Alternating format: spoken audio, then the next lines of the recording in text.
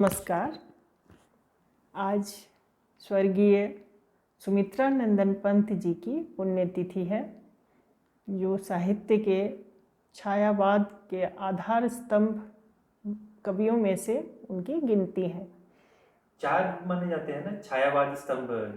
निराला जी हैं, हाँ जयशंकर प्रसाद हैं, जी महादेवी वर्मा हैं और जी चौथे कौन थे? चौथे पंत जी। हाँ, तो पंत। इन 4 की हाँ, बात कही जाती है। प्रसाद, निराला, पंत और महादेवी वर्मा, जी जी जी। ये 4 छायावादी कवियों में है।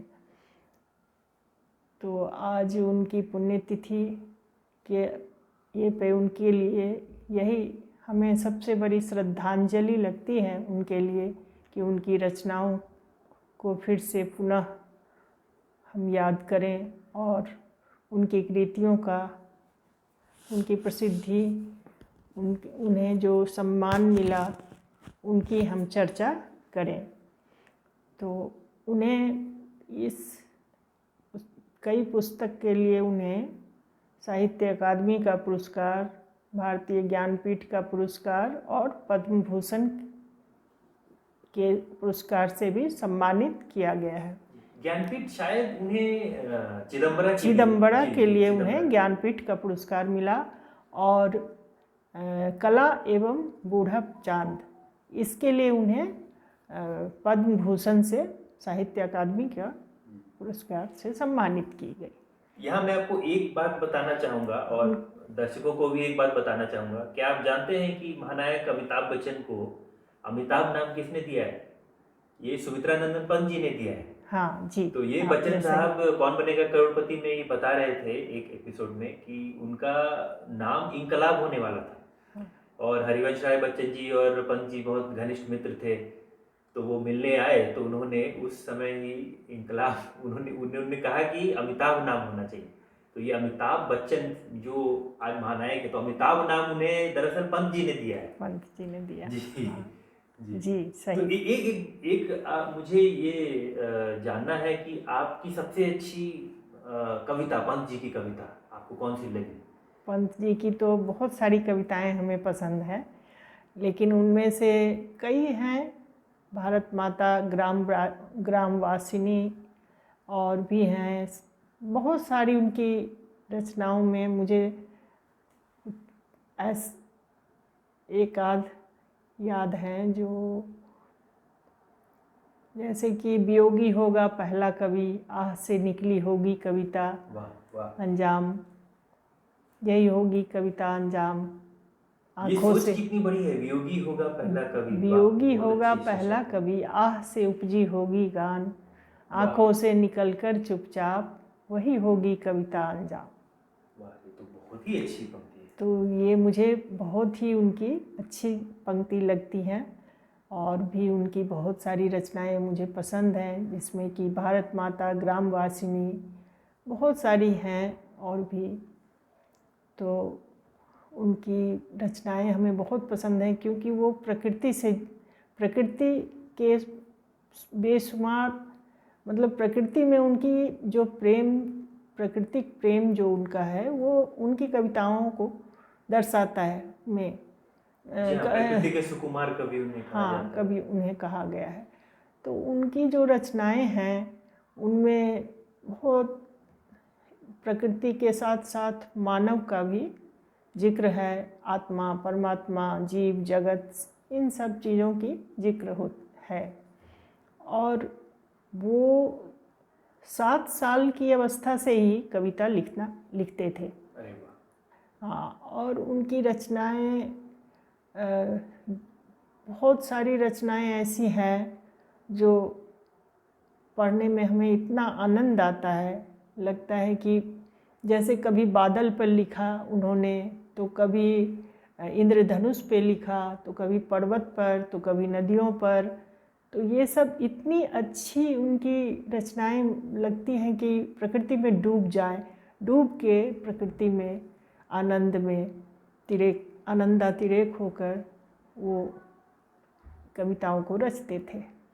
तो उन्होंने न केवल छायावाद बल्कि प्रगतिवाद और भी बहुत सारी, उन्होंने रहस्यवाद, इस सब को उजागर किया है। और उनकी भाषा शैली चित्रात्मक, गीतात्मक और प्रेरणात्मक शैली उनकी भाषा शैली होती थी।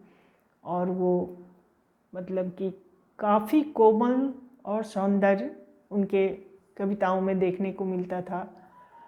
और वो गीतों से भरा, कभी संस्कृत के तत्सम शब्द, तो कभी उनके कविताओं में फारसी का पोत भी देखा गया।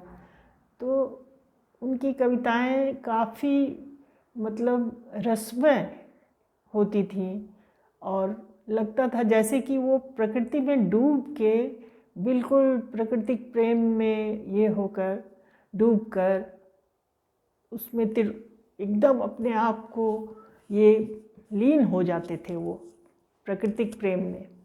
तो ऐसी उनकी प्रसिद्ध कविताएं बहुत सारी हैं जो कि पढ़ते इतना आनंद आता है पढ़ने में। जैसे कि गुंजन है, वीणा है, जुगांत, ग्राम्य, चितंबरा, कला एवं बूढ़ा चांद, ये सब उनकी रचनाएं हैं। तो उनकी जो जीवन शैली पूरी, वो साहित्य के प्रति उनका जो योगदान है वो तो मतलब कि भुलाया नहीं जा सकता। उनकी ये इतनी प्रसिद्ध कविताएं हैं जो साहित्य में बहुत बड़ा योगदान और स्थान रखता है अपने आप में। आपको सबसे अच्छी पंक्ति उनकी कौन सी लगती है?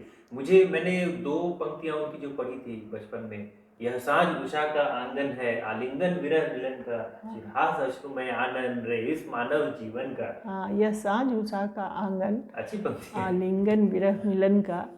हाँ, ये भी काफ़ी अच्छी उनकी पंक्ति है। वैसे मुझे जो सबसे अच्छी लगती है पंक्ति उनकी, वो है वियोगी होगा पहला कभी, आह से निकली होगी कभी, आँखों से निकल कर चुपचाप, यही होगी कविता अंजाम। तो ये पंक्तियाँ मुझे काफ़ी अच्छी लगती हैं उनकी।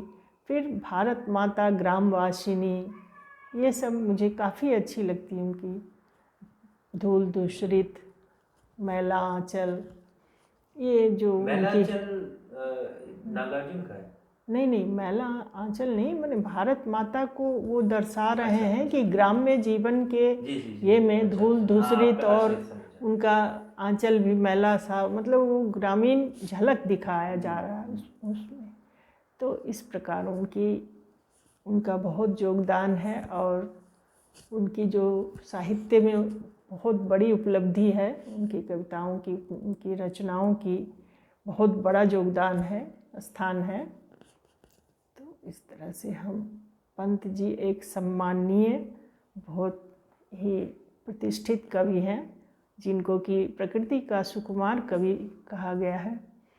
और उनके लिए क्या कहूँ, शब्द नहीं है और कुछ कहने की, क्योंकि वो तो अथाह हैं, विशाल हैं, अथाह अनंत सागर है। तो हम भला उनके बारे में और क्या कहें। जी, हिंदी साहित्य की तो कल्पना नहीं की जा सकती है पंत जी के बिना, क्योंकि वो तो उनका एक अलग ही एक उन्हें दर्जा एक प्राप्त है, युग प्रवर्तक कवि के रूप में। तो ये पंत जी का जो जीवन है, अलग अलग जीवन के मोड़ पे उन्होंने अपने कविताओं को अलग अलग रूप दिया है।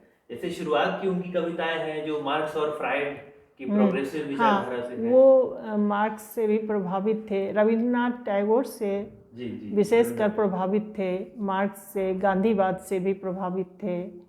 और उनके ये में कविताओं जेल भी गए थे। हाँ, कविता भी गए थे शायद, वो असहयोग आंदोलन में, गांधी जी के आंदोलन में जेल भी गए थे, ऐसा पढ़ा है। तो उनकी रचनाओं का बहुत बड़ा योगदान है और उनकी रचनाएं काफ़ी, भाषा शैली उनकी जो होती थी वो गीतात्मक, बहुत ही चित्रात्मक और रसमय और बहुत ही रूपक का काफी प्रयोग किया है उन्होंने, रूपक अलंकार। हाँ, उन्होंने अलंकारिक भाषा में अपनी रचनाओं को बहुत ही गरिमापूर्ण बनाया है। इस प्रकार उनकी रचनाएं कभी तो साहित्य अकादमी और पद्म भूषण और चिदंबरा के लिए उन्हें ज्ञानपीठ का पुरस्कार भी प्राप्त हुआ है। तो उनके काफ़ी साहित्य के लिए याद किए जाएंगे सदा ही, बड़े ही आदर के साथ। यही उनके प्रति हमारी श्रद्धांजलि है। जी, एक बात यहाँ जोड़ना चाहूँगा कि वो उन्होंने एक कविता सूर्यकांत त्रिपाठी निराला जी के प्रति भी लिखी थी। तो वो जैसे 4 स्तंभ माने जाते थे, निराला जी, पंत जी, महादेवी वर्मा जी और जयशंकर प्रसाद जी। तो उन्होंने अलग अलग लोगों पे एक एक ट्रिब्यूट जिसे कहते हैं, श्रद्धांजलि, वो भी उन्होंने दिया है। पिताजी के लिए उन्होंने लोकायतन लिखा था। लोकायतन उनकी सबसे अंतिम रचना थी। अंतिम रचना, कविता जो लोकार्जन, जो 1964 में लिखी गई थी। जी जी। और उन्होंने अपनी माता जी के लिए भी सत्यकाम लिखा था। हाँ, अपनी माता जी के लिए भी सत्यकाम लिखा था। उनकी माता का नाम सरस्वती देवी था और पिता का नाम गंगादत्त। और उनका जन्म कोसानी अल्मोड़ा जिले में, अल्मोड़ा में हुआ था। जी, तो ये जो निराला जी के प्रति उन्होंने अपनी 1900 ईस्वी उनका जन्म हुआ था और 1977 में उनका देहावसान।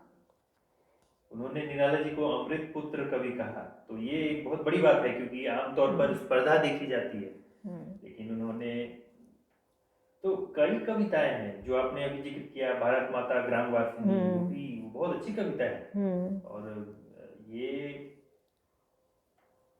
जो प्रकृति के बारे में उन्होंने लिखा, कुसुमों के जीवन का पल। फिर एक कविता जो हमारी पाठ्य पुस्तिका में थी, काले बादल, सुनता हूँ मैंने भी देखा, काले बादल में रहती चांदी की रेखा। वो भी बहुत अच्छी कविता है। बहुत अच्छी कविता थी। बादलों पे लिखा है, पर्वत पर लिखा है, नदियों पे लिखा है, उन्होंने इंद्रधनुष पे लिखा है, भिन्न भिन्न प्रकृति के आयामों पर लिखा है उन्होंने। जी, तो अब सुमित्रानंदन पंत जैसे तो कोई नहीं हो सकते, लेकिन क्या कारण है कि आजकल के कवि में वो बात क्यों नहीं दिखती है? अब के कवि नए युग के हैं, तो अब वो जो प्राचीन कवियों में जो दिख पड़ते हैं हमें, वो अब नए युग के कवियों क्या लगता है आपको, क्योंकि आप काफी 4 दशकों से आपने भी कविता अंतर अध्ययन किया है, क्या कारण है कि आज के कवि में वो गहराई क्यों नहीं दिखती? आज के कवियों में एक प्रगतिवादी ये झलक दिखती है और अब नए युग के नए आयाम दिखते हैं। जी, लेकिन ये बात है कि पंत जी सदैव प्रेरणास्पद बने रहेंगे। वो प्रेरणात्मक, मतलब रचनाओं में उनकी कविताएं बहुत ही, मतलब चित्रात्मकता और उनमें प्रेरणा काफ़ी कूट कूट के भरी है उनकी कविताओं में। तो इस तरह गीतात्मक, लयात्मक उनकी रचनाएं हुआ करती थी। जैसे कि अभी तो मुझे उतनी याद में है नहीं, लेकिन बहुत सारी उनकी कविताएं बहुत अच्छी लगती थी हमें, जो हम बार बार पढ़ना चाहते थे। तो उनमें से रूपसी कैसे मैं छोड़ द्रुम, एक बालिका का ये है, उन्हें मानव प्रेम की, मानव रूप में भी चित्रित किए हैं उन्होंने। तो एक बालिका के ये में उन्होंने लिखा है, छोड़ द्रुमों के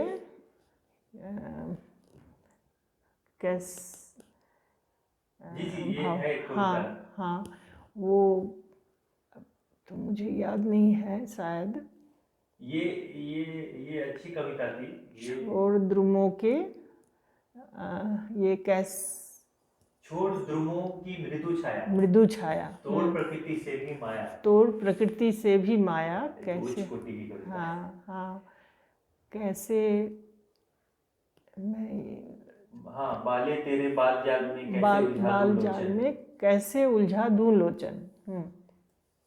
क्लिष्ट भाषा का प्रयोग किया गया है, बहुत हाँ उच्च दर्जे की हाँ, ये भाषा है। इसी तरह है, बहुत उम्दा इनकी कविताएं हुआ करती थी, और जिनमें कि इनके मतलब अलंकारिक भाषा, हाँ, इनके अलंकारिक है। अलंकार का भरपूर प्रयोग किया है इन्होंने, और कहीं कहीं तो फारसी, संस्कृत, ये सब के भी प्रयोग इन्होंने किए हैं। तो ये इनकी रचनात्मक कविताएं सब बहुत ही और प्रसिद्ध दर्शकों हैं। से भी हम जानना चाहेंगे, आपकी तरफ से और मैं सवाल पूछूंगा कि उन्हें पंत जी की सबसे अच्छी हाँ, कविता कौन सी लगती है, बताएं। फिर हाँ, दर्शकों से भी मैं पूछना चाहूँगी कि आप लोगों को पंत जी की कौन सी कविता सबसे अच्छी लगती हैं। मुझे तो अच्छी लगती हैं भारत माता ग्रामवासिनी, और आप लोगों से भी मैं ये पूछना चाहूँगी कि आप लोगों को कौन सी कविता अच्छी लगती हैं, आप लिख भेजें, और कौन सी पंक्तियाँ उनके आप हमें बताएं। इस प्रकार उनका साहित्य का जुड़ाव, योगदान बहुत ही ज़्यादा निश्चित रूप से प्रसिद्ध और ऊंचे स्तर एक स्तर तरह से वो पर। अमर रहेंगे, हाँ, क्योंकि हिंदी उनके बिना साहित्य बिल्कुल में अधूरा उनका है। महत्वपूर्ण योगदान पहला है। नाम उनका ही आता है जब हम बात हाँ करते हैं छायावादी हाँ, युग की भी। तो वो एक तरह से छायावाद प्रतिनिधि कवि के रूप में जाने जाते हैं। जी। तो छायावाद के 4 स्तंभों में उनका नाम प्रसिद्ध कवि में उनकी गणना होती है। तो ये है सुमित्रानंदन पंत जी के बारे में हमारी हम सब लोगों की भावभीनी श्रद्धांजलि।